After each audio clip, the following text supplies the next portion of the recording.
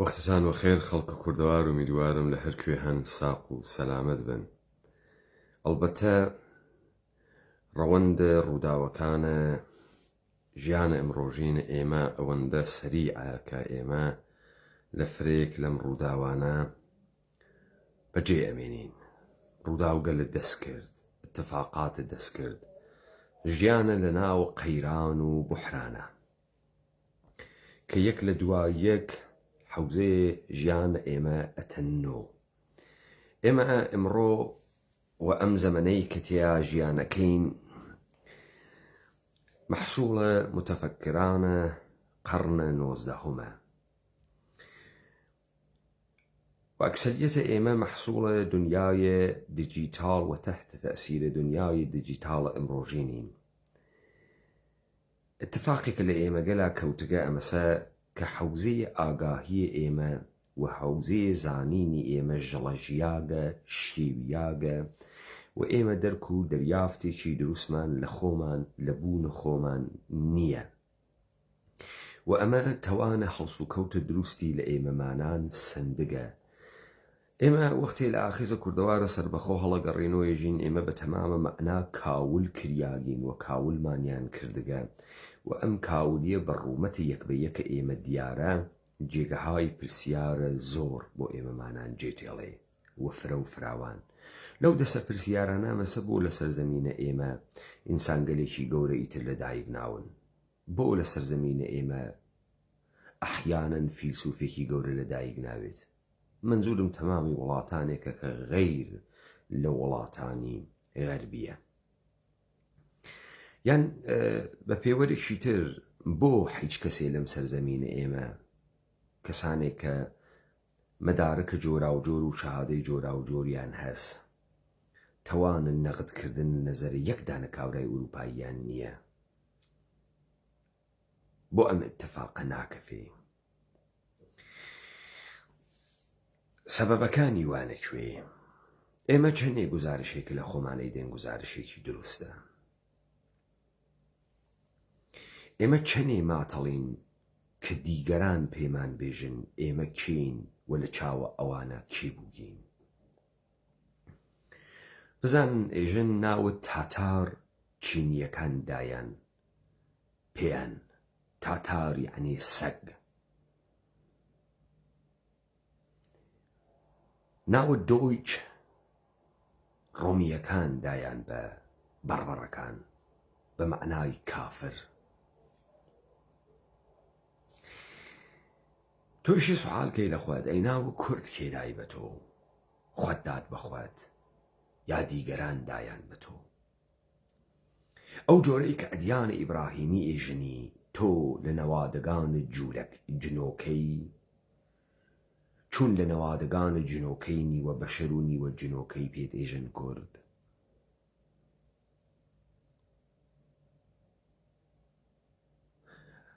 کەواتە ئەلئەکراد تائیفەت من الجن. یا ئەوەی کە نە داستانێکی تر مەوجودە. بزان کەم لە ئێوەمانان نیەن وا بە هەر سازێک و کە بۆتان لێ بدەن ئەگەڕێنەوە سەرە چیرۆگەلێکی خەتی کە بۆتان بەحس کریاگە.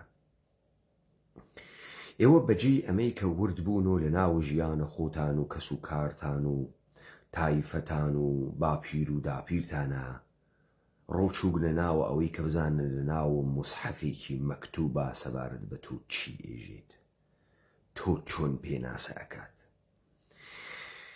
لە سەراتەکانە دیبێتەکان ئاخێزە کوردەوارە سەربەخۆوە ئێمە مواجه ئەوین لەگەڵ مەئمورانە دەوڵەتە ئێرانی لە ژێرە ناوە تەرەفدارانە ئەحزاب، لە ژێرە ناوە هەڵسوڕاوانە حەوزەی کۆمەلگای مەدەنی، لە ژێرە ناوە ئەوانەی کە بە نەوعێک لە موسادرەکردن و ئینحیسارکردنە مەفهومە کووردا بوون، لە بەرجەستەکردنە شتێک بە ناو زوانە کوردی.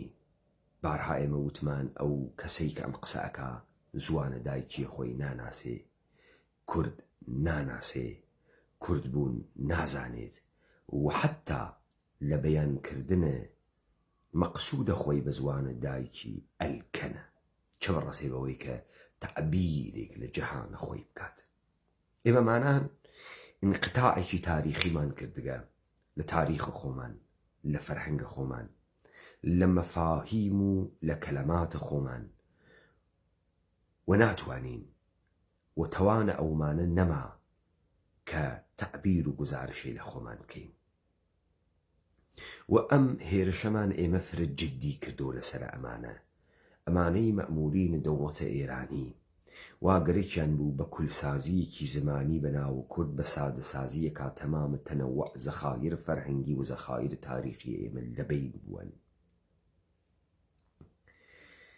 و سعیکەن زوانێکی دەستکردی سەقەت بەسەرمانەوە حاکم بکەن کە ئێمە لە گۆ ئەخا و ئینقیتاعێکی گەورە ئەکا پێمان لە گوزەشتە و ڕابردوویە ئێمە.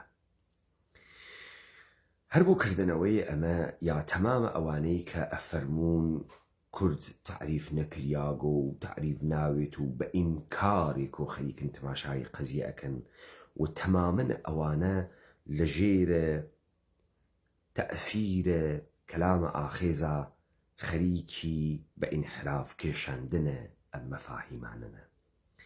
ئاگادارم لە میدیاکانە پەکەکەوە، ئاگادارم ئەوانەی کە مەفهومەکانە ئێمە دزن، ئاگادارم لەوانەی کە یەک زەمانێک خۆیان لە ئێمە نزیک کردو و ئێستا خەریکی بە ئینحراف کێشاندنن، ئاگادارم لەوانەی کە ژێرە تەئسیرە دیبەیتەکانە ئێمە بۆ وەزارەتە ئێرشاد کتێ و چاپەکەن و بەحسە گۆرانیزم و حەوزەی گۆرانی ئەکەن، جا ئەوانەی ئەگەر فرە پیاگن و ئەم مەفاهیمە بە زێهنە خۆیان خواردگێسی دابێن بێژن جەهانە گۆرانی چه شەکڵیە، ئینسانە گۆران چه شەکڵیە، لی دەربێرن.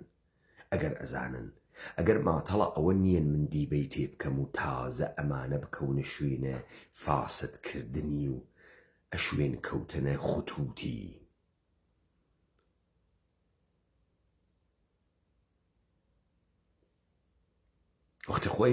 وەختێ من جەهانە کوردیم بەحس کرد، هەڵگەڕیامە وتم ئەوەی کە مەفهومە کوردی دروست کرد چۆنیەتیە شێوەی ژیانێک بوو کە ئێمە هەڵمان بژارد، چۆنیەتیە جۆرە ڕۆبەڕۆبوونەوەی ئێمە لەگەڵ ژیان و جەهانا بوو، چۆنیەتی ڕۆبەڕۆبوونەوەمان لەگەڵ خۆمان بوو، ئەوانی ترا بوو. بۆیە من وتم حەوزەی ئاگاهی ئێمە لە سەرەتاوە، حەوزەی ئاگاهی ئێمە لە سەرەتاوە ئاشۆ بوو یا ئاشوب بوو. جا ئیستە من ئەمە ئەکەمەوە چون من ئەمە کۆدوار وت، بەڵام نەمکردو بوو تەمامە ئەو حانقین و دەڵەتزانەی کارمەندە ئێرانی و دەوڵەتانە مەنتەقە کە ئەحیانەن گەرەکیانە ئینحرافی دروست بکەن لەم مەتنە، تەمامە ئەمانەی وا بەزاهر هەڵگرە مەفهومە کورد بوون و لە ڕاستای نابودکردنە ئەم مەردمە و ئەم جەهانە هەڵس و کەوتیان کرد.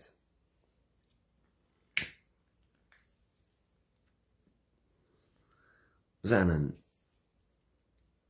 ئاگاهی هیچێک نییە بەر لەوەی کە من ئەمە بێژم بە ئاوا بێژم. وەختی من ئێژم حەوزەیە ئاگاهی ئاشووە، یعنی ئاشوو ئاگاهی تێرێ، یعنی ئاشوو ئاگاهی تێرێ. ئیستا با بێژین ئاگاهی چییە؟ بزانن ئێمە گەل وەکو مەوجودێک کە دارای قووەیە تەعەقڵین، ئەڵبەتە فکرەکەین، ئەڵبەتە ئێحساس و عەواتفمان هەست، ئەڵبەتە ئەفکارە تێتە ناوە مێشکمان، بەڵام ئێمە کەی ئەحتیاج پەیا ئەکەین، کەی زەرورەت پەیا ئەکەین ئەم ئەفکارە بێرینە سەر زوانمان؟ وەختی گەرەکمانە لە بەرامبەرە ئینسانێکی ترە خۆمان بە ئینسانێکی تر عەرزە بکەین. یعنی ئێمە گەل تا خۆمان خاس نەناسین، تا نیەتە دەرونی خۆمان خاس نەناسین، تا ئەفکار و خواستەکان و نیازەکانە خۆمان خاس نەناسین، ناتوانین تەعبیرێکی دروست لە خۆمان بکەین بۆ ئەوی بەرامبەرمان، تا دەردەکانمان نیازەکانمان لەوی تر مرتەفع بوێت. ئێمە مەوجوداتێکی ئیجتماعین، مەوجوداتێکین کە احتیاجمان بە یەکتری هەست، بە هێزی یەکتری هەست، بە حمایەتکردنی یەکتری هەست، بە محەبەتی یەکتری هەست.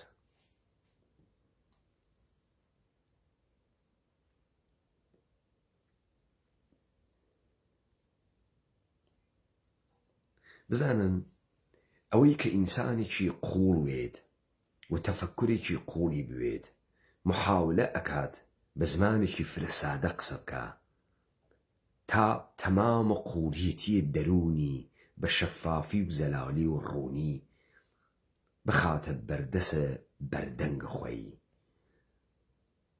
بەڵام ئەوەی فرە سەتحی و ڕووکەشە محاولە ئەکات تەماوی و تەمومژی قسە بکە تا تۆ بنی و قوڵاییەکەی نەوێنیت.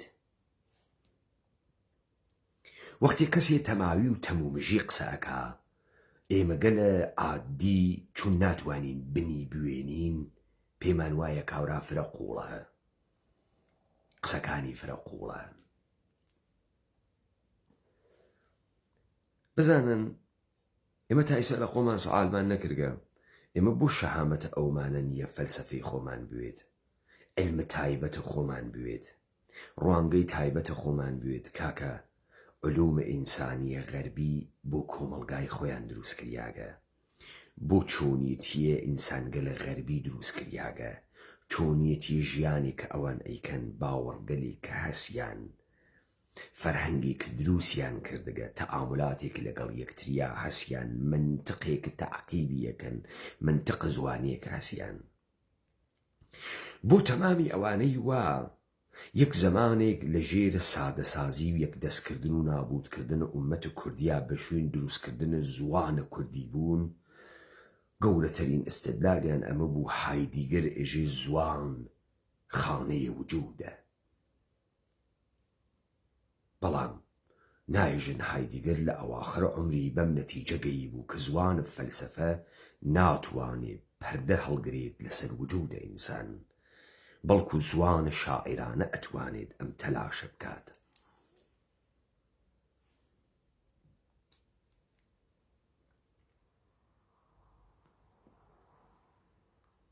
دێ ئەگەر ئەمە بەم مەعنا ئێمە قبوڵی کەین، چەندێک لە ئێوەیە زوان بازە کارمەندانە دەوڵەتە ئێرانی ئەتوانن بە ئەو زوانەی کە هەستان پەردە لەسەر وجودە ئینسانە کوردی لابدەن.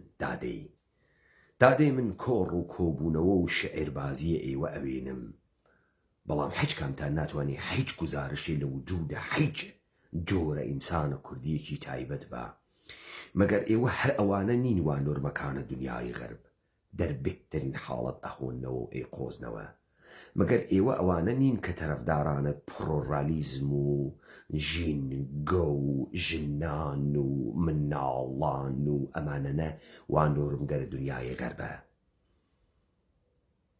جەمعیەتە LGBT و هۆمۆسێکشواڵ و بە قۆڵ خۆتان هاوڕەگەز خواست.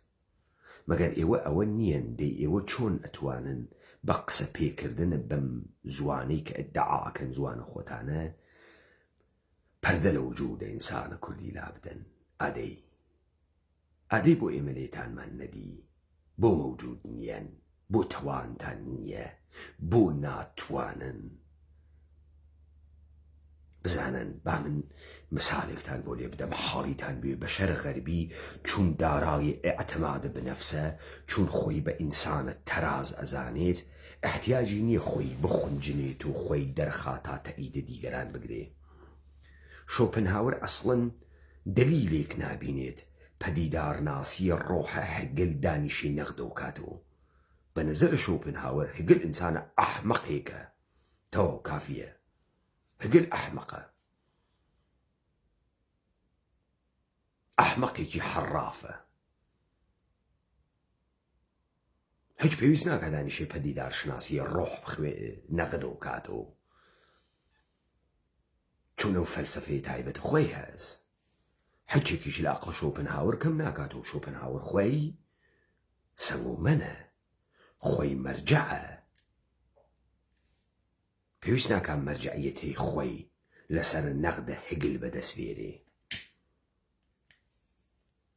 ولی ئێمەمانان خۆ ئەحیانەن هیچ وەخت شەهامەتمان نییە، تەوانمان نییە مەسەڵەن بێژین شۆپنهاور ئەحمەقە، نە تەوانیمان هەست، نە عورزەیمان هەست، نە ئەفەهمین، چون ئێمەمانان فکرەکەین تەکنۆلۆژی، تەوسعی ئابووری، قدرەتمەندبوون و پوڵە ئەم دەوڵەتە غەربیانە نیشان لە زیرەکی، دانایی، فەهمیدگیە تەمامە و کەسانەدا کە ئەحیانە ناویان جانە، ناویان ئابراهامە، ناویان ئادەمە، ناویان تۆنیە. هەرچی تۆنیە ئینسانە بسیار زیرەکێک کە دارای ئایکیویە 167. گوا فکرەکەینەوە دەسوێتێکە ئەوەی کە ئێمە لە ئەوروپا خەریکی نەوێنین مشتە ئینسانە وێنین کە لە ماهیەتە ئینسانی خۆیشیان داڕمیاگەن بسیار ئینسان گەلێکی شەرتین و تەوانە تەعەقوڵیشیان نییە معادڵەیش دوو مەجهولی بکەیت و یەک مەجهولیش ناتوانن حەلکەن. تەنانەت تەوانیان نییە لە حوزەی زوانیانە بە ئیما و ئشارە و ئستعارە و چوزانم نیشانە و ئەوانە پێی بوون بسیار سەتحی کۆتا بە جملاتێکی بسیار کۆتا بە زەخایرێکی فرەکەمی لغەتی خەریکن قساکەن. ئەکسەریەتە ئەوروپایانە. بۆیە دانەی خارجی ئەتوانێ بە ڕاحەتێکی کە نیشتێکیانە زندگی بکا کە دانە خارجیەکە 200 لغەت نازانی، چون ئەوەی بەردەنگیشی هەرەوە نازانی.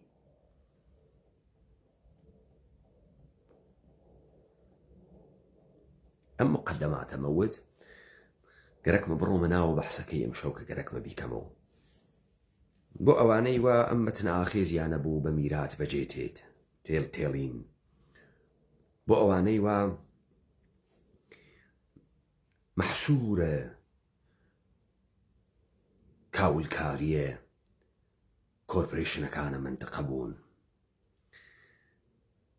و دەریچەیەکی گەورە کریاوە بۆیان تا پەی بوون بە بەشێک لە واقعیەتە خۆیان. پس من وتم حوزەی ئاگاهی ئینسان و کوردی ئاشووە، یعنی ئاشوو ئاگاهی تێرێ. بعد وتم هەر ئینسانێک وەکو بوونەوەرێک ئەتوانێت کە دەستگاه تەعەقولی هەست ئەتوانێت فکر کاتەوە، ئەتوانێت ئەفکار و ئەحساساتە تایبەت بەخۆی بوێت، بەڵام زەرورەتی بە زوان هاوردنی زەمانێکە کە گەرەکێکی خۆی عەرزە بکا بە کەسێکی تر، بەردەنگێکی بوێت تا خواستەکانی، تا هەستەکانی، تا دەردەکانی لەگەڵ ئەوە بگۆزێتەوە، تا تیماریکە، تا ساڕێژیکە، تا یارمەتی بدات. و ئەمە بەرەبەرە وەختی فرە ئەکات و ئەکەونە دەردە دڵکردن تەکە یەکتریا شتێک دروست ئەکا بە ناوی ئاگاهی، زانینە گشتی، ئاگاهی گشتی دروست ئەکا. بە تایبەتی لەو جێگانەی تۆ نیازت هەست، لەو جێگانەی وا ترس و خەوفت هەست، تۆ ئەفکارت، ئەقایدت، ترسەکانت، هەسەکانت گشتی تێریتە سەرە کەلام و بە بەردەنگە خۆتی ئەگەیەنیت. وەختی ئەم اتفاقە ئەکەفێ بەشەر لە حوزەی زوانە تەوسعە پەیاکە، زوانی ئەکرێتۆ. بزانن ئەها ئەوسا کاورایە وا خوو ڕەفتارێکی باشی نەبوو، نەیەتوانینە ناو جەمعە مەردەما دانیشێ، قسەی نەئەزانی، قسەی نەئەپێکا، هەرچی حاڵی نە ئەو پیانەوت کاورایە ژی گاوانە، ژی شوان و گاوانە. خۆ تۆ تەکی مەڕووماڵاتە نەوگی، تۆ تەکی ئینسانە بووگی. ئەو خسڵەتانە چین هەسە؟ یعنی ئینسانێک کە شوانوێت یا گاوانوێت ئەحیانەن ئینسانە، مەغزیشی هەست، فکریش ئەکاتۆ، بەڵام چون تەوانە عەرزەکردنی بەردەنگ خۆی نییە، ناتەوانە، قاسرە لەم کارە، دەلیلی ئەمەسە تەلاشی نەکردگە و لە محیتەکەیە قەراری نەگرتگە کەم ئرتباتە بەرقەرار بکە.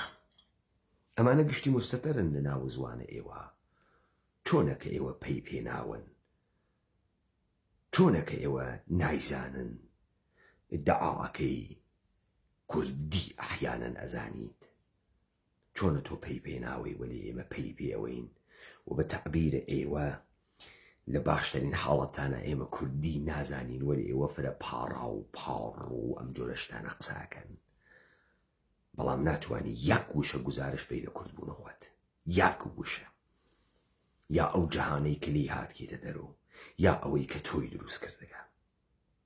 خۆ بزانن وەختی من هەڵگەڕیام و وتم حملەیە ئەعراب بە سەرزەمینە ئێمە دروست، حملەی شمشێرکێشان و فاتحان بە سەرزەمینە ئێمە لە ئەسکەندەر مەقدونیوە تا چەنگیزخانە مغول تا تەیمورە لەنگ تا هولاکوخانە مغول دروست، گشتی دروست.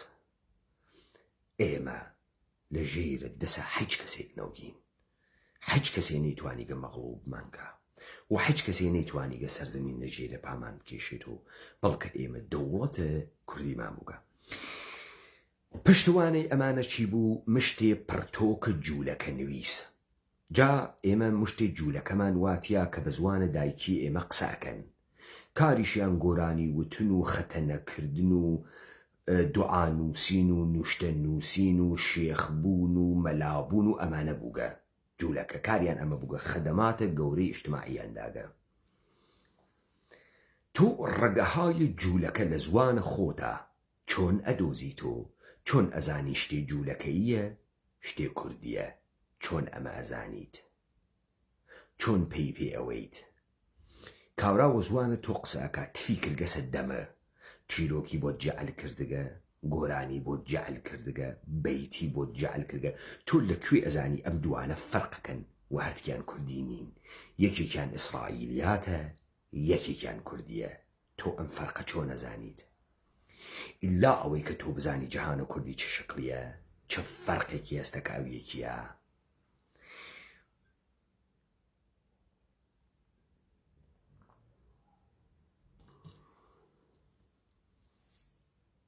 جا ئێستا بۆ خاترێوەن مەسادیقتان بۆ بێرمەوە،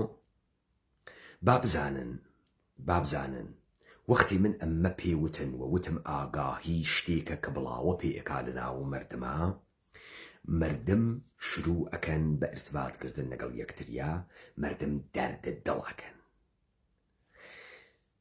ئێوەمانانیش ئیستە لەگەڵ یەکتریا کە کۆ ئەونە و دەردە دڵەکەن.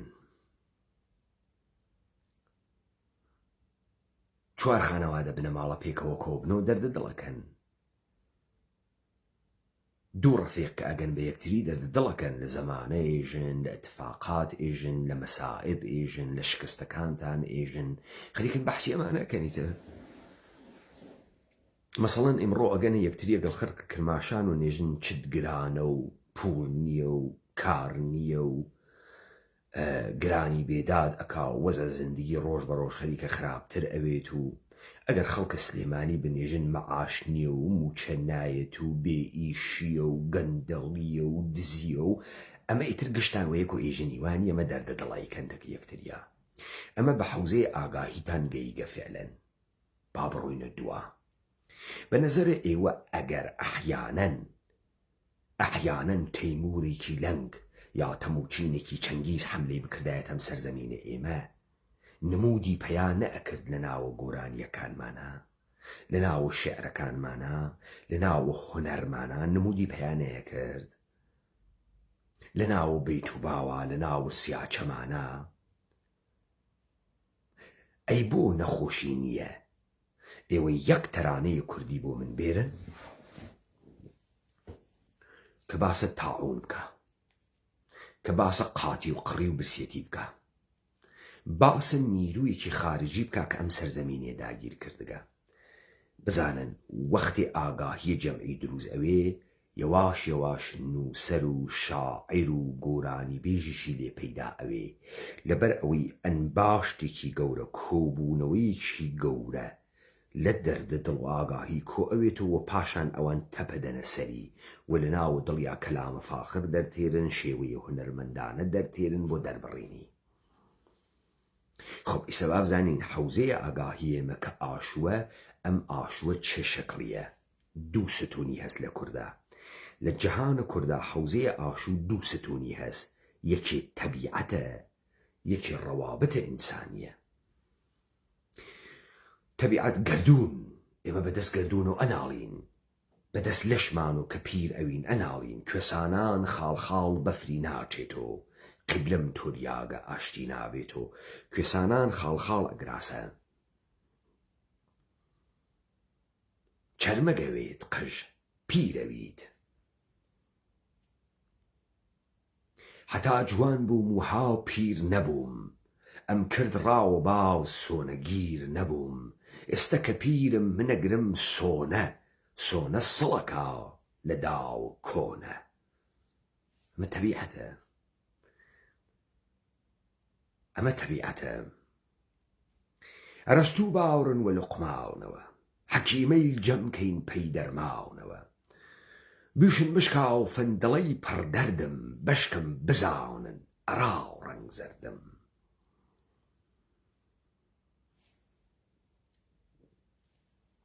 پەڕاو بیستین هەردەگ براو بین، فەڵەک کاوری کرد لە یەک جیاوبین، دیسان فەڵەک، دیسان گەردوون، دیسان چەرخە چەپگەرد. پەس یەکێکیان تەبیعەتە، یەکێکی تریان حەوزەی ڕەوابەتە ئینسانیە، حەوزەی ڕەوابەتە ئینسانیە.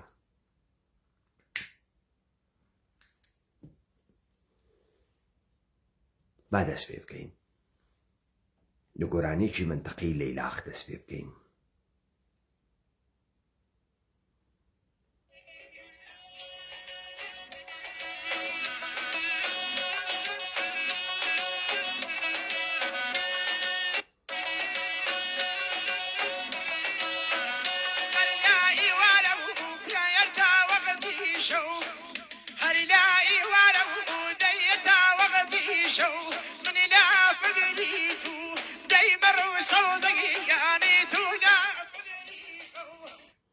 هەر لە ئێوارە حەتا وەختی شەو، من لە فکر تۆ لە فکرە خەو.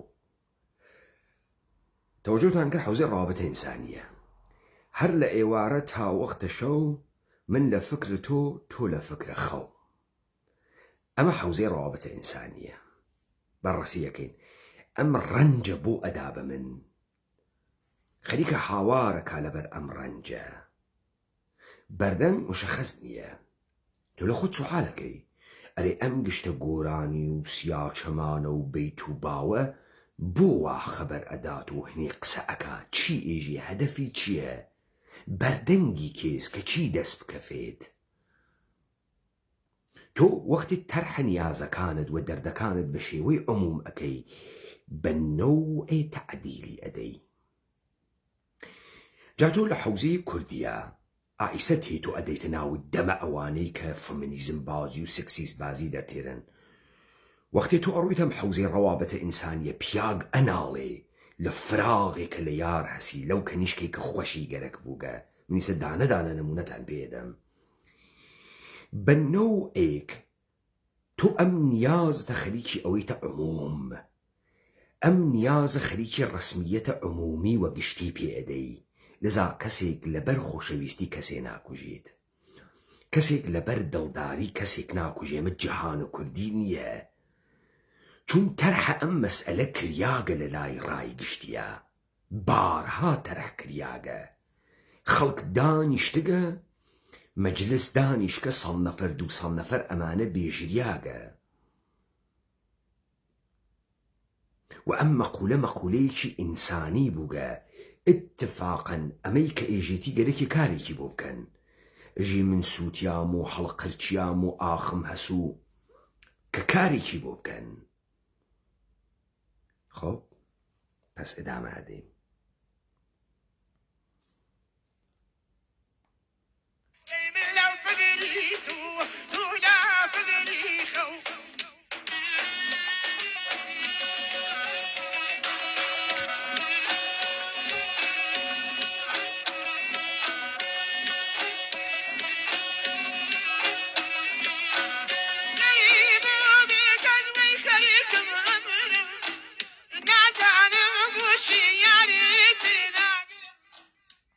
غەریب و بێکەس خەریکم ئەمرم، نازانم بۆچی یاری تر ناگرم. دیسان حەوزە شکایەتە لە ڕەوابەتە ئینسانی. ڕەنجێکە لە ڕەوابەت ئینسانی تێت.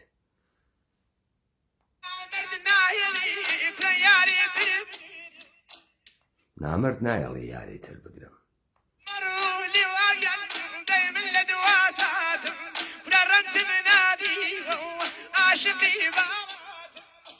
مەڕۆ لێو ئاڵگیان من لە دوات هاتم، ڕەنگتم نەدیگە و عاشق باڵاتم.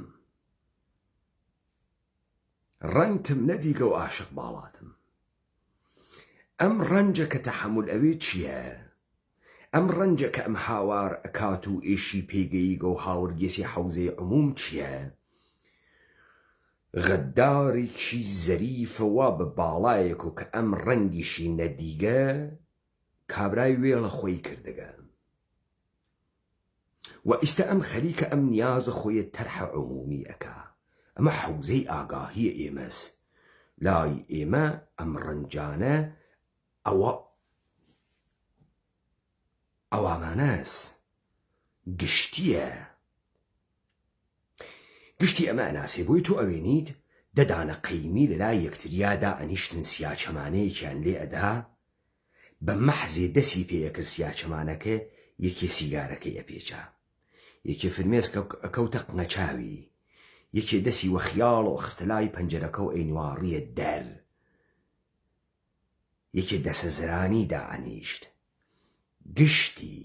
گشتی دەردە دڵەکانی یەکێک بوو، بەڵام ئیستە یەکێک بە زمانە فاخر و بە هونەر فاخرترێک و بە یارمەتیە ئەلحان خەریکە ئەیداتە دەرۆ. لەگرا زمان بە تەنهایی و وشە بە تەنهایی لە ئوهدەیە ئەمە بەرنایت، بەڵکو تۆ حەرەکاتت هەست، لەحنت هەست، ئیشاراتت هەست. ئیشارەتت کرد بە دەسە ئەنقەس، یعنی دیقە بۆ یار تازەم هەست، لە جێگەیەکە تۆ ئیتر ناتوانی قسە بکەی. ئیشارەتت کرد بە دەسە ئەنقەس، یعنی دیقت بۆ یار تازەم هەست. ئەمەی کە تۆ کەلامێکی فاخر ئەخڵقێنی، باز ئەم کەلامە فاخرە بە تەنهایی ناتوانێ میزان ئەو ڕەنجە بداتە دەرۆ. لەذا تۆ سواری بەردەستگاهێک لە موسیقی ئەەکەی، سواری بەرلەحنێکی تایبەت ئەەکەی. بۆیە تۆ مەسەڵەن ئەحیانەن شێعرێ ئەخوێنی، تۆ ئیشی دەستگاهە ئەم شێعرە بناسیت، ئیشی بزانی ئەو شێعرە چۆنەی خوێنی تۆ. مەسەڵەن تۆ شێعرێکی مەولەوی ئەدەیتە شوکڕۆڵای بابان. شوکڕۆڵای بابان ئێژی گاز و گوێرەکەی گم کردەگە، گشتیان بە یەک جۆرە خوێنێتەوە. دەورێ دەرساقی وەلای مەحزوندا، لەیلاسا بوێر بەلای مەجنوندا، جامێجە سەحبای دیای باڵاکەت، ئالوودەی قوبار تۆزە پاڵاکەت. ئەوای خوێنێتەوە. کولەن شێعرەکەی سەقەت کردگە، کولەن داستانەکەی سەقەت کردگە. بۆ چون نازانێت. خۆ لەگرا چه اتفاقێکە کەفێ ئەدەیەکی ترتێن قەویتر قودرەتمەندتر واردە ئەم ئەرسە ئەوەن، تا بزانین حەوزەی ئاگاهیە ئێمە چییە. بۆ لە ناوە ئەم ئەبیاتە ئێمە چەنگیزخانە مقل نییە، ئسکەندەر نییە، حەملەیان نییە، تەجاوز و تەعەدایان نییە، سەرانە و باج و ئەوانە سندن نییە. بۆ نییە؟ مەگەر نەمانوێت تۆ عەواتف و ئەحساسات و ڕەنجەکانت و دەردەکانت تێریتە حەوزەی ئاگاهی، ئەیکەیتە کەڵام، ئەیدەیتە دەرۆ، و بەعد واعزین و شاعرین و گۆرانی بێژەکان تێن بەستەی لێ دروست ئەکەن و مانایی ئەکەنەوە. دەبا بڕۆین سە دووبارە یەک و دوو نمونەی تر بێرین.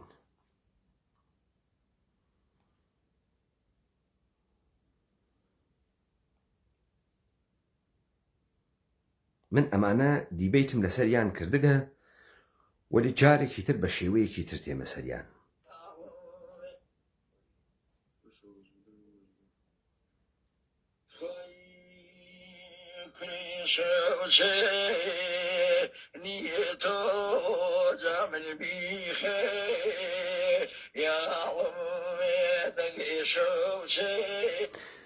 خۆ ئەمشەو ئێشەو چەنی تۆ من بی خیاڵم، ئەمشەو لەگەڵت تووە، بە حوزور تۆ من خیاڵێکم لێ پەیدا بوو.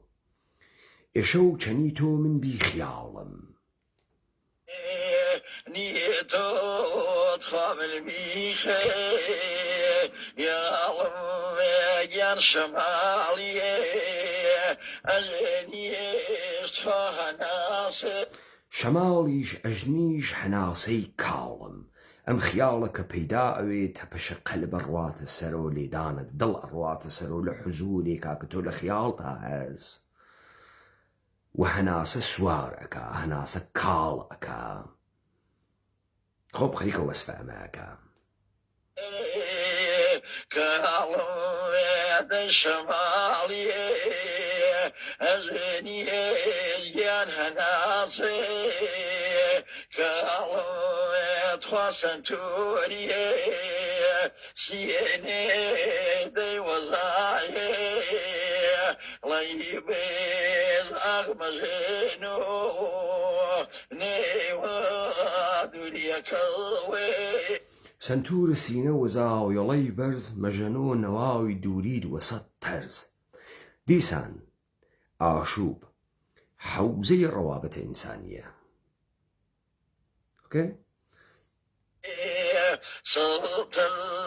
تخوا لە جۆگەوێ باخانی یان وەنەوشێ وەژێبوو لە جۆگەی باخان وەنەوشەی وەژبۆ لە جۆگەی باخان وەنەوشەی خۆشبۆ دەی لەسەری ڵاخانجا چنوورێ شەو لەسەر ئێڵاخان چنوور و شەو بۆ خۆ بعد ئەز ئەوەی کە خیاڵێکی لێ پێیا ئەوێ بعد ئەز ئەوەی کە هەناسەی کاڵە شەماڵیش تازە دەنگەم هەناسەی کاڵە ئەشنەفێ لە مۆزیەتە کە بۆی پێیا بووگە ئیستە خەریکە بە قەوڵ ئینگلیزیەکان تەمتی ئەکات خەریکە تەما ئەخاتە بەری تەبیعەتەکە ئەم شکلی بوو لەسەر ئێڵاخان چنوور و شەو بۆ خب ئەم قسە بۆ ئەکا ئەم دیمەنە بۆ تەسویرەکا بۆی لە خیاڵیا خەریکە ئەی خەڵەتێنێ تمتی ئەکا بیوا بگەڕێ لەگەڵیا تواجە سەری ڵاخان ئەم سنوورێ شەو جاوزێ بۆ کەرێمێ یان سەیرانوە بعد ئەز ئەوەی کە تۆعمەکەی بۆ فڕەدا ئەژێ ورزە با کەرمێ سەیران و وێمان ئی دنیا تاسەر مانێش پێمان هەڵسەبابی کەین سەیرانە خۆمان ئەم دنیا تاسەر نادەن بە ئێمە نادەن پێمان خۆب تەماعی خستە بەری وتی ئیستا هەڵسە لە خیاڵیا وتی هەڵسە مەعشوق بابت و ئەم بتگەڕێنم سەیران کەین بە یەکۆ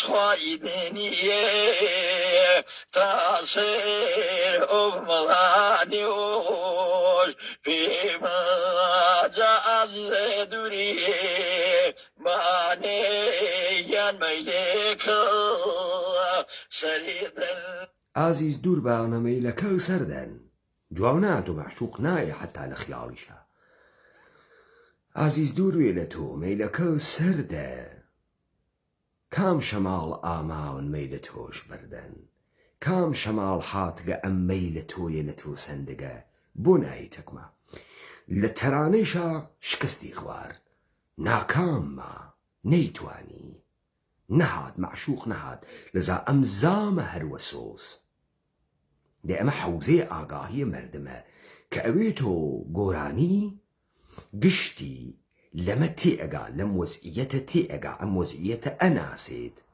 مەعشوقێکە پێ نادا حتا لە خیاڵ نەیاراوە خیاڵ وساڵە تۆ من نەتا بە دووری خەیاڵە تۆ من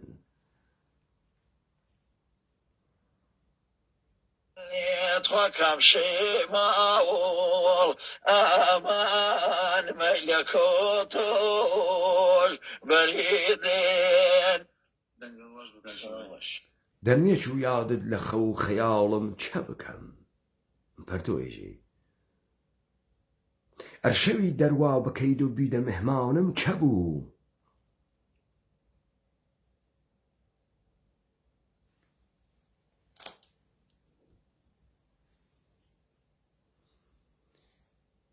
تۆ لەگرا ئەوێنی ئەنچی تو گۆرانی فولکلۆرت هەست ڕەبتی بە ئاگاهیە گشتیە ئومەت کوردی هەست. لەم ئاگاهیە گشتیە دوو ستون مەوجودە: تەبیعەت، ئاشووی تەبیعەت و ئاشووی ڕەوابط ئینسانی. وەلێ عواملە خارجی و نیروی خارجی مطلقاً موجود نییە. لە بەشە تەبیعەتە نەخۆشی قات و قڕی موجود نییە، موجود نییە.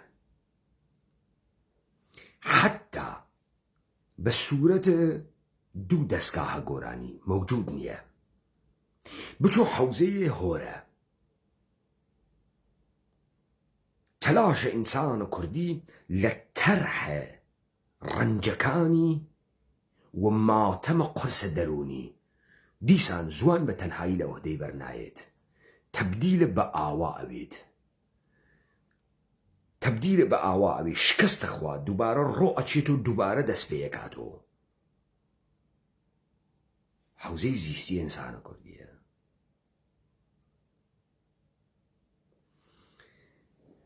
وەلی تۆ لەگران نەتدی هەلاک و خانە مۆغۆل موجود وێ ئەکرێ ملیۆنها ئینسان ژیانیان کردوێ بە درێژایی سەدان ساڵ لە ژێرە دەسە خولەفای عەباسی و ئومەوی بوون. ئەحیانەن بە مانوتوویەتیان مەوالی، ئەحیانەن تەجاوزیان وە کەنیشکەکانیان کردوێت. ئەمە نەگوێزراوێتەوە ناوە حەوزەی ئاگاهی عمومی. ئەکرێ چۆنە ئەمانە فەقەت لە کتێوی جوولەکەی دەسهەڵنووسی مەلاکان و تەکیەکان هاتە دەرەوە و بەعد لە کۆمپانیهای هەندە شەرقی. چۆنە هیچ کەسێ وە بیری نایەرێتەوە؟ چۆنە لە هیچ تەرانەیەکان نییە و هیچ دەستگایەکی موسیقایی بۆ دروست نەکریاگە؟ چه شەکڵیە؟ ئەکرێ تۆ خۆتە ئینکار کردگە، باواتە ئینکار کردگە، زەخیرەی فەرهەنگی ئینکار کردگە. تا فڵانە تاریخ نویسە جوولەکە پێت بێژێ تۆ کێ بوویی؟ واقعەن واسە؟ دەی ئێوە تووشن لە خۆدا بڕیان بووگن یا ئێمە؟ ئێوە کوردن یا ئێمە؟ ئێوە بنە جوولەکەی کێن، ئستخدامی کێن کاتکەنە مردمە نابوو دەکەن؟ کێن ئێوە؟ یعنی تۆ گەرەکتە بە من بێژی لە من کورتتری لە سەرزەمینە کوردەوارە لە دایک بووگی لە ناوە ئەم فەرهەنگە گەورە بووگی بە تەمامە ئەم عیبارات و مستەڵەحات و کەلەماتە گەورە بووگی. تۆ ئەی بۆ تۆ ناتوانی ئەمانە بێژی؟ ماتەڵی دانێ ئاڵمانی پێت بێژێ کە تۆ کێ بووگی؟ چۆن تۆ توانە نییە ئەمانە گوێ ئەدەی و نافەهمی باسی چیەکە؟ چۆن تۆ ئێژی من کتێوی هەورامێنە نەنانووسیگە وەلی ناتوانی بەیدانێ گۆرانی هەورامی ئاوان لێ بێبێژی؟ چه خەوەرە؟ چه خەوەرە؟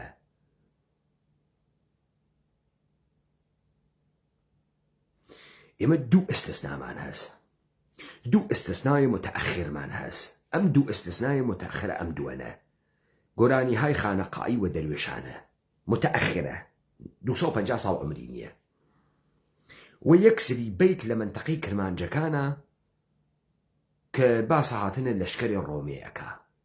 متەئەخرە، ناگاتە 180 ساڵ 200 ساڵ. هاوکاتە لەگەڵ دروستکردنە دارودەسەیە قاجاریە و دارودەسەیە عوسمانیە دەستکردە دەستگاهە جودۆ کریستیانیتی و یەهودی جیهانی. هاوکاتە تەکاوەسە.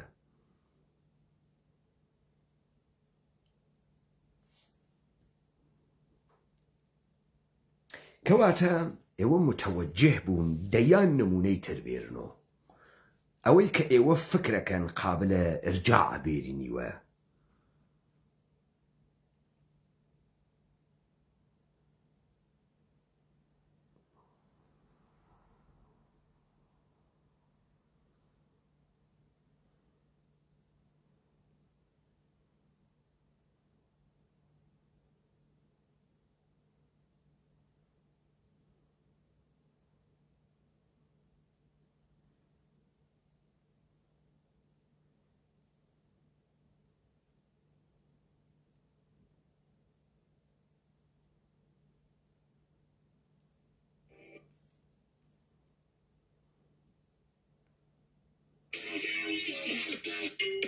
بۆخشن یوتیوب پڕە لە تەبلیغات ئێمە مەجبورەکە هەر بەردانیشین بە دیارە تەبلیغێکی وە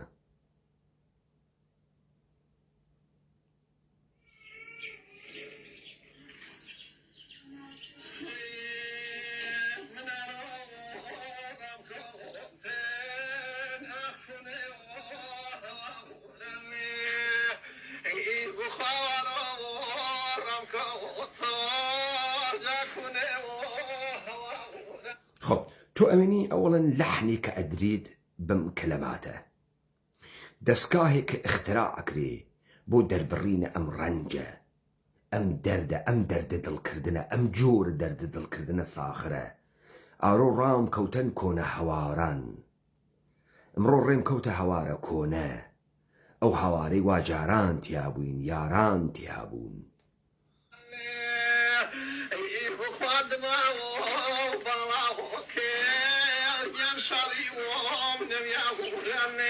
دما و باڵاکەت شادیم نەویاران لە دوای باڵاکەت شادیم نەگوزەران دەگە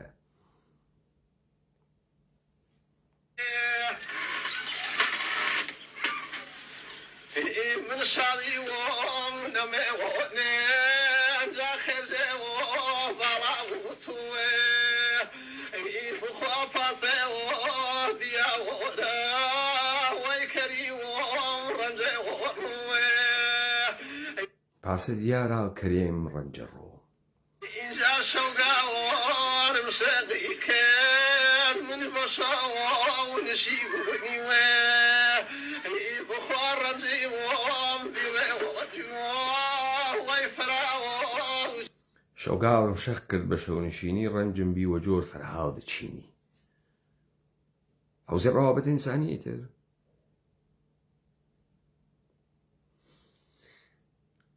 خب یە اتفاقێکە کەفەیە کە ئاخێزە کوردەوارە سەر بەخۆتیت تۆ لەگران ناوێنی کاورا بێژێ مەعاشم نییە و کارەبام نییە و کورد ئەکوژن و من چون کوردەم ئەم کوژن تۆ ئەسڵەن شتی وا نادۆزیتەوە مەوجود نییە نەمەوجودە لە کەیوە ئەمە دەست پێیەکە ناگەهان تۆ ئەوێنی دەردە دڵەکانە مەردەمە گۆڕێ بۆیە تۆ ئەوێنی ئیتر نە دەستگای موسیقایی دروست ئەوێ نە ئیبداعی دروست ئەوێ حەجێ مەوجود نییە مشتی ئەنتەر جەدیدەن پەیا بووگن ئەمانە دووبارە لێ ئەدەنەوە مبتەزەلیانەکەنەوە دەرسوورەتێکە ئەهەمیەت و گەورەی ئەمان مەدبوتە بە زەمانە خۆیانە ئەمانە لە زەمانە خۆیانە ئەو تەوانیانە بووگە کە ئەم باشت و سروەتە ئاگاهی عمومی تەبدیل بە مەحسوڵاتە بکەن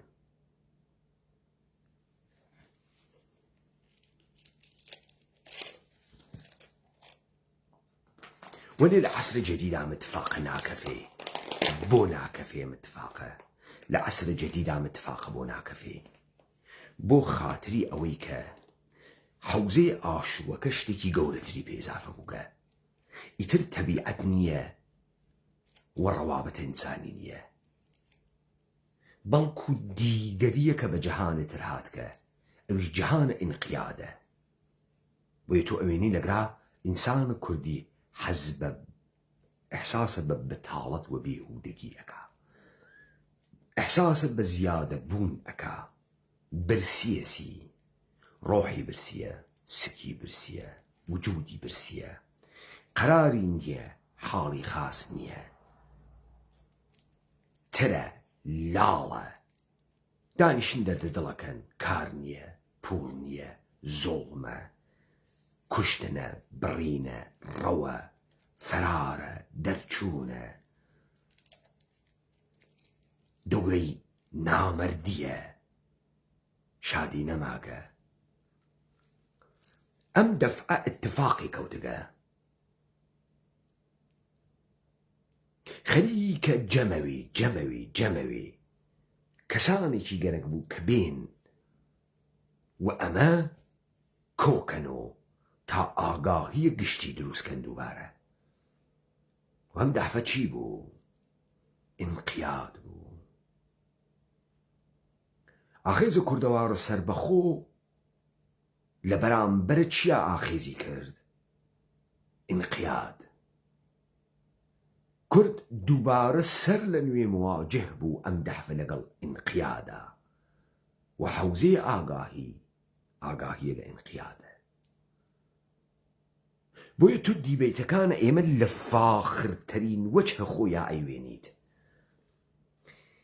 کە ئیما و ئشارات و ئەلحانی وا لە پشتا. تو فقط بە نووسین ناتوانی لە ئۆهدەی ئەمە بەربیت، فقط بە کەلەمات ناتوانی لە ئۆهدەی بەربیت. بۆیە شەفاهیە، بۆیە کەلامێکە کە لە یارمەتیە حەرەکات هەست، لەحن هەست، ئاوا هەست، تا بتوانێت تەمامیەتە ئەو ڕەنجە تەبدیلی بکات بە ئاگاهیەک بێریتێ سەتحی شعور و ئاگاهیە گشتی.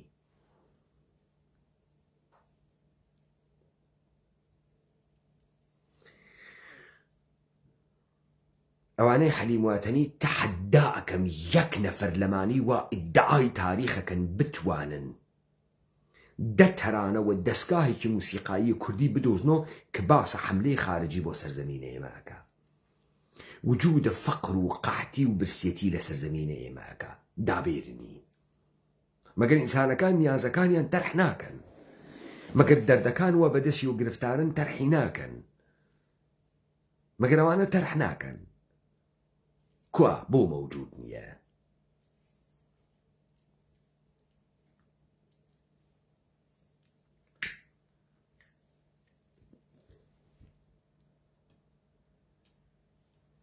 سەرکەشە ئەسپە دەوران ڕامی مەحاڵە، ژێ فەڵک گداباوی فەڵک گداباوی، فەڵک لە هەفتە یەک ڕۆژ جوور من وە پیت باوی. سەرکەشە ئەسپە دەوران ڕامی مەحاڵە، عمری وە بینەتیجە وەشوونە خۆی دەواونە. تەبیعەتە، گەردوونە. ئەی بۆ باسی چەنگێزی نەکرد؟ ئەی بۆ باسی شمشێرەکەی سعدی وەقاس و عومەری خەتابی نەکرد؟ ئەی بۆ باسی بازاڕەکانی کەنیز فرۆشیە مەدینە و مەککەی نەکرد؟ بۆ باسی ئەوانە ناکە؟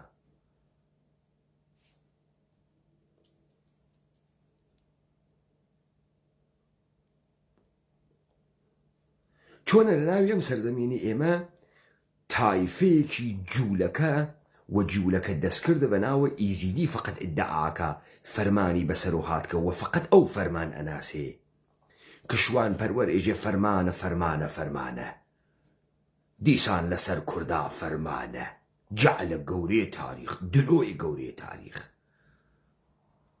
سوعالە گەورە لە ئیزیدیەکان ئەمەسە ئاغای ئیزیدی، تۆ نە شمشێرکێشە سامورایی ژاپۆنی بووگی،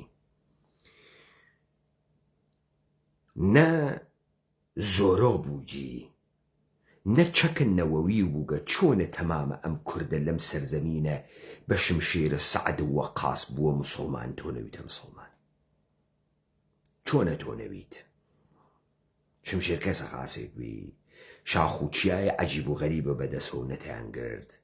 ئەم مەردمە لە هەورامانات و لە ئارارات مسڵمان کردیا بە شمشێرە سەعد و وەقاس، چۆن بەینە تۆ نەکردیا؟ ئەم دروی تاریخیە مەبەستمەیە. تۆ چۆن 72 فەرمانیان پێداگە هەر ئیزی دیت، ئێمە فەرمانێکیش بەسەرمانەوە نەدریا گشتما بووین و موسڵمان؟ چین ئێمە خوێڕین تۆ فرە پیاگی؟ چۆن تۆ دوای 72 فەرمان ماگی؟ مە تۆ ئەوانە نەبووی وا کرێڤێ ئەکرد لەگەڵ عەرەبەکانە بە دوو چەقانە لە شەنگال، هەزاران ژنیتیان برد و پیایەکتان تیانەوە بڕواتە بەرەو شەڕەشەکە؟ چۆنە؟ بزانن ئەمانە نمونە گەلێکن کە بۆ ئێوە بەجێ تێڵن، تا تۆ لە خۆت و باوەڕ بەم جەعلیات و ئیسرائیلیاتە بێری، ڕەگەهای دەسە ئیسرائیلیات لەگرا دەرەکەوێ. جا بچن هەر تەرانەیە بێجگەلەمانی تیابوو ئەوە کوردی نییە، تەرانی جیهانە کوردی نییە، درۆەکە جوولەکە سازە تەرانەکە، چاوش و متروب و لۆتی جوولەکە دروستیان کردەکە، ئەمەی تیانە بوو جوولەکە سازە.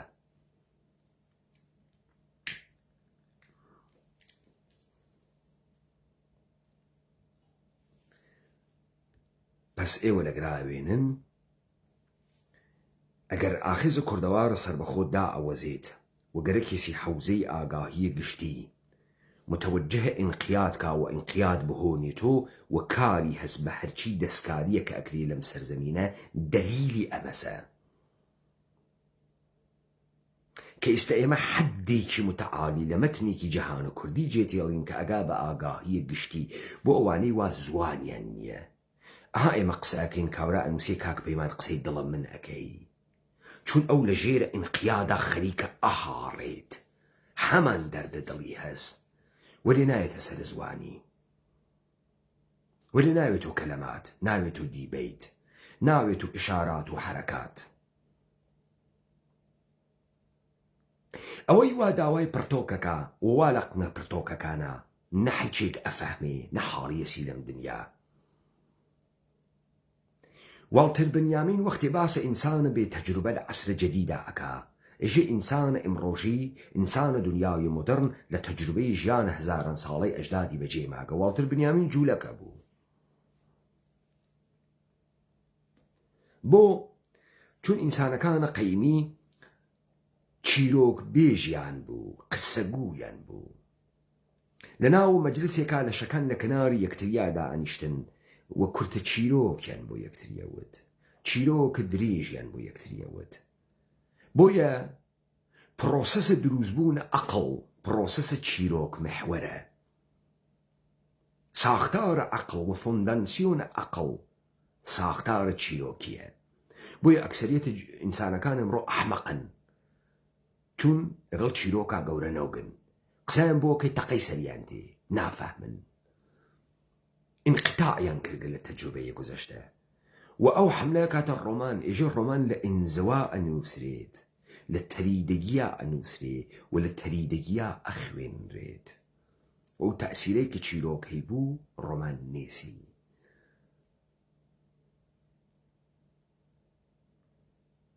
بعد چۆنە چیرۆکە ئەم تێ هەڵدریاگە عەرەبانەی وە هاتکن ئێمەیان گرتگە لە ناوت دەمە ئەم مەردەمە دەم و دەم نەوگە چۆنە نەوگە لەم ئەواخرە مەشەیە مەلایە بە هاتایە تەوزیعی بدایە بە مکەبیرە و بەم جۆرەشتانە چۆنە کەسێنە تەنچەنگیز ئەناسێنە تەموچین ئەناسێ تا ئەم تاریخە متەئەخرە و لە قنە ئەم تەکایا و مەدارسە علمیە هاتە دەرۆ تاریخی یەهود نوویسە ئیلاهیاتە مەسی یەهودی چۆنە هیچ خەبەر لەمانە نییە هیچ کەسێ خەبەری لەمانە نییە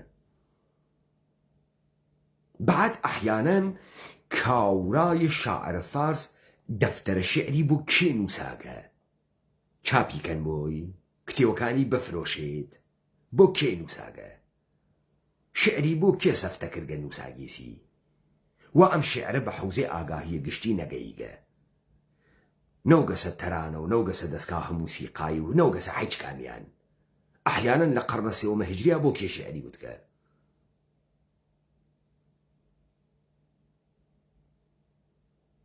ئیلا ئەمەی کە ئەمانە گشتی دەستنووسە هندوستانن ئیلا ئەمەی کە گشتی لە هندوستان بووگە بزانن لەو ئێرانە باسی شاعرێ بەناو بیدلە دەهلەوی هەر ناکەن بیدلە دەهلەوی خەڵکە بەنگلادێشە بە قەوڵە خۆیان شاعرە قەڕنە نەهۆمە بچن بیدلە دەهلەوی بخوێنەوە شعرەکانی لە هەرچی فارسی بێژە شاعرە قەویترە ئەسەن هیچ ئێرانیە ناتوانێت دانیشێت تەفسیریان کە هیچ ئێرانیە ناتوانێت چون ئەمانە عادەتیان کردە بەم ئیسرائیلیات نوویسەی لە کۆمپانی هەندە شەرقی وهاتکە کە مەبەستی هاوردنە ئشراق و گول و بولبول و تەشەیع و بازی و ئەمانەسە و عیرفان بازیە یەهودیە لەوەی بیدل تێناگەن بیدل ئەشارنۆ لەبەر خاتریەوەی بیدل دەری ئەخا کە ئەم زوانە ئەوێ بووگە و هەنە مەردمانە ئەوێ بووگە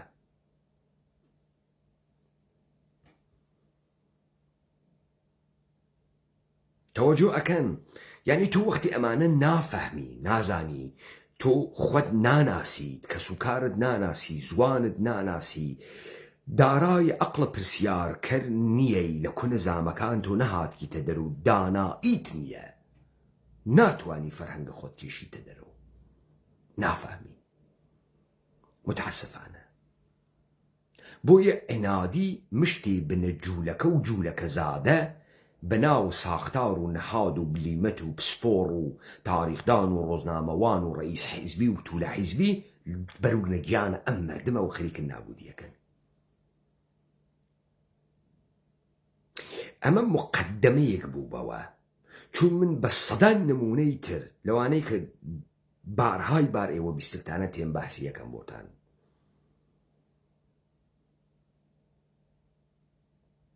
پس ئێوە ئەم شەو متەوەجه بوون ئەم داستانە متەئەخرە بزانن ئێمەمانان ئەمڕۆ بگوینە شارنشین، کارمان نییە، بێکارین، بێپوڵین، برسیمانە، ئەمان گرن، ئەمان کوژن، دەمکوتمان ئەکەن، ئێعداممان ئەکەن، ئەمانە ئیمڕۆ ئەیانزانین. ئمڕۆ بگوسۆ قسەمان گشت کەسێن بە قسانەکە زاڵمە و غەدارە و خواخلی ناگرێ و خوا بەش بیخا و دیکتاتۆرە و کورد کوژن و کورد نابودکردن و دروسە برسیمانە و ژیان نییە و ئەی چۆنە ئەمانە ئیمڕۆ مەوجودە، بەڵام ئەحیانەن ژیانە لە ژێرە دەسە خەلیفەیە پدەر سوختەیە عەرەبێ کە بە ئێمەی وتکە مەوالی و کەنیشکەکانمانی دزیگە و باواکانمانی کوشتگە، ئێمە ئەمانە نییە لە حەوزەی ئاگاهیە گشتیە، مەوجود نییە.